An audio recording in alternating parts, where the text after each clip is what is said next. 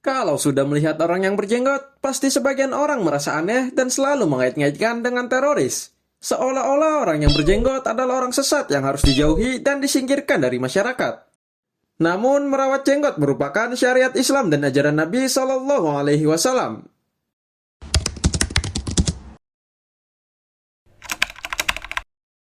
Tentunya Nabi kita sendiri juga mempunyai jenggot.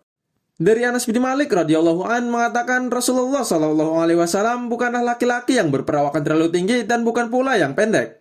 Kulitnya tidak putih sekali dan juga tidak coklat, rambutnya tidak keriting dan tidak lurus.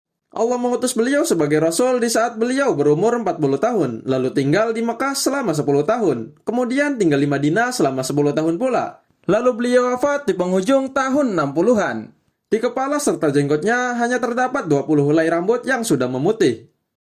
Nabi Shallallahu Alaihi Wasallam juga memerintahkan umatnya untuk memelihara jenggot. Seperti dalam hadis riwayat Muslim nomor 625, yang artinya selisihilah orang-orang musyrik, potong pendeklah kumis dan biarkanlah jenggot. Di samping hadis-hadis yang menggunakan kata perintah, memelihara jenggot juga merupakan sunnah fitrah. Sunnah fitrah adalah perbuatan terhadap anggota tubuh yang dicontohkan oleh Rasulullah Shallallahu Alaihi Wasallam dalam rangka menjaga kesucian dan kebersihan.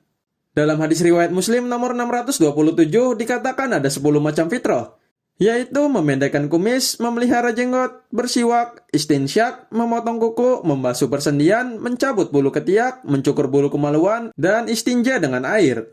Jika seseorang mencukur jenggot, berarti dia telah keluar dari fitrah yang telah Allah fitrahkan bagi manusia. Nabi Shallallahu Alaihi Wasallam juga tidak suka melihat orang yang jenggotnya dalam keadaan tercukur. Ketika Kisra penguasa Persia mengutus 2 orang untuk menemui Nabi Shallallahu Alaihi Wasallam, mereka menemui beliau dalam keadaan jenggot yang tercukur dan kumis yang lebat. Rasulullah Shallallahu Alaihi Wasallam tidak suka melihat keduanya. Beliau bertanya, "Celaka kalian, siapa yang memerintahkan kalian seperti ini?"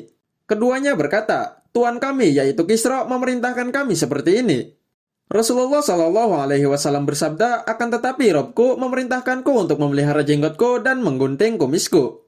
Hadis riwayat Tabrani. Dalam hadis-hadis yang telah disebutkan menunjukkan bahwa memelihara jenggot adalah suatu perintah.